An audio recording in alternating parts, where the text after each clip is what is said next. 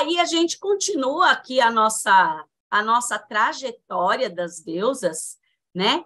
Com uma figura também muito misteriosa e que costuma, erroneamente, né, causar, às vezes, medo, estranheza, falar, vixe, coitadinha, é doida, né? Que é Perséfone, a mulher Perséfone. E quem é a deusa Perséfone? Perséfone é a deusa do mundo avernal, do mundo inferior.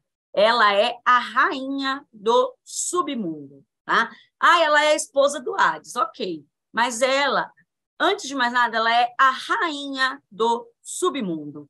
Então, ela é uma deusa extremamente conectada com o místico, os ciclos, a vida, a morte, o renascimento, né? Assim como as pessoas, né, as mulheres identificadas com a energia de Perséfone, porque provavelmente são pessoas que vão se encontrar e vão se alinhar muito com o mundo espiritual, com o oculto, com as experiências místicas, com questões ligadas à vida e à morte. E aí, quem eu trouxe aqui também duas figuras, né, muito...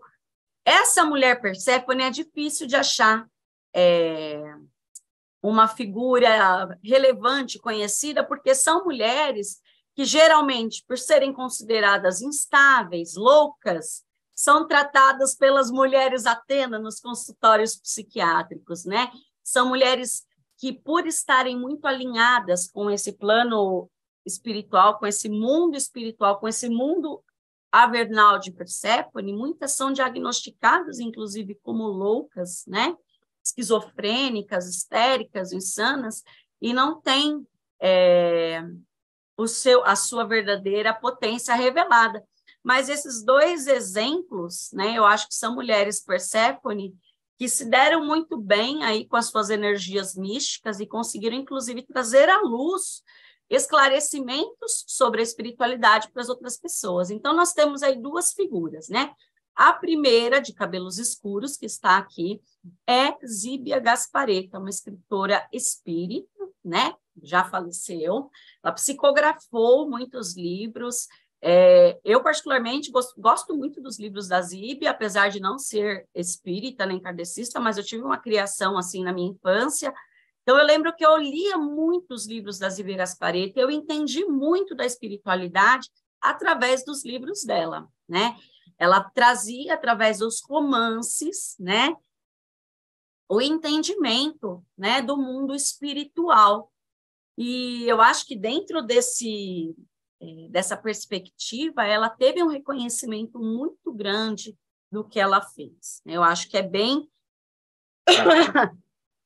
Vilma, a Vilma quer entrar aqui. Eu lembrei de você, Vilma, fazendo essa parte da Perséfone, né?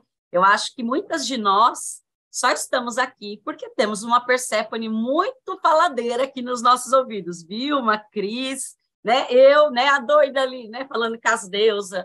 Então, né? E essa outra figura que está aqui é a Mirella Faur, né? Essa de cabelos louros e olhos azuis. Ela não é brasileira, mas ela veio para o Brasil jovem e morou aqui durante toda a sua vida. E a Mirella Faur, ela trouxe, né, através dos seus livros, conhecimentos infindáveis aí sobre o sagrado feminino, sobre a própria questão das deusas, do paganismo. Ela revolucionou isso de várias formas. Então, sim, são duas mulheres, né, que deviam ter uma Atena do outro lado, né? A Camila, né, que perguntou se a gente pode ir trocando as deusas, pode, inclusive elas se misturam dentro da nossa cabeça. Então, a Perséfone, para não cair lá no submundo, ela se alia a alguma outra. Por exemplo, Atena, né? Essas mulheres Perséfones que provavelmente se alinharam aí com Atena para produzir os seus livros, para dedicar a vida às suas carreiras, só que elas conduziram isso através da espiritualidade. E é bem curioso pensar sobre isso. São mulheres Perséfone que conseguiram se descolar, né, da coisa da doida, da mística, da coitadinha. Seria algo, por exemplo, como a personagem da Luna Lovegood lá do Harry Potter, né? A doidinha, né? É a doidinha, Perséfone. E aí a gente tem a mulher Deméter, né? E quem é essa mulher Deméter? Essa pessoa alinhada com a energia de Deméter, ela está alinhada com a deusa Deméter, né? E quem é Deméter? Deméter, nos mitos gregos, inclusive, é a mãe de Perséfone, né? E Deméter, ela é a deusa das colheitas. Ela é uma das manifestações da figura da mãe, né? Ela é a própria deusa mãe, cuidadora, nutridora de crianças, né?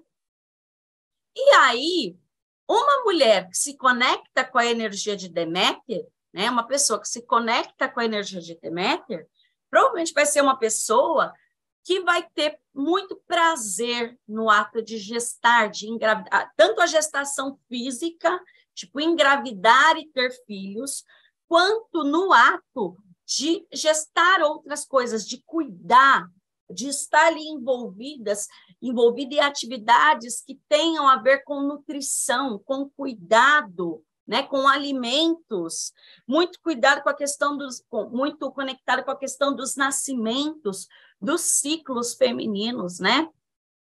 E aí eu trouxe duas figuras aqui, né?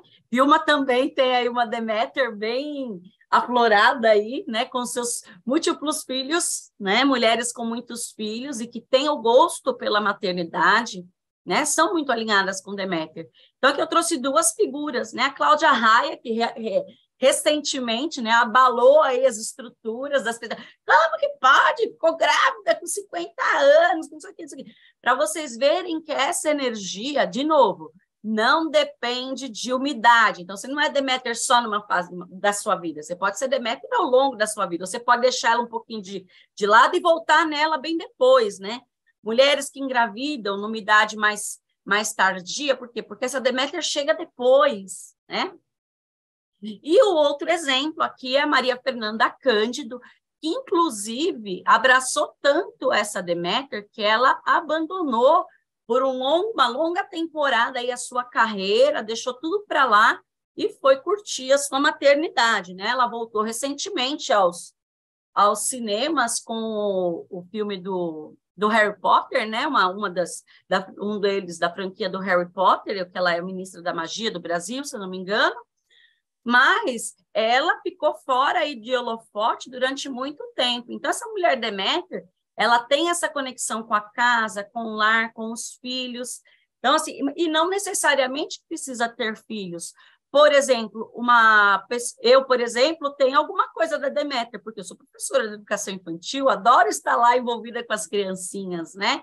Tem uma coisa de Deméter, apesar de não ter filhos, né? Uma enfermeira, de um berçário, uma ginecologista, uma obstetra, tem aí outras doses de outras deusas, obviamente, né?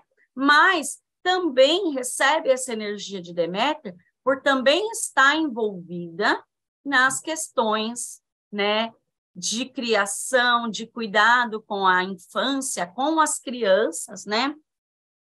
Com a questão dos nascimentos, né? Parteiras, não tanto, tá? Porque as parteiras estão mais alinhadas com Ártemis, tá? Que ela é esse reino de ser a parteira de Ártemis. Mas aí conversa com Deméter, que quem cuida dos ciclos é ela. Então, óbvio, né? É claro, né, gente? Isso foi, assim, uma corrida, um resumo muito, muito rápido, porque existem muitos desdobramentos dentro de cada deusa.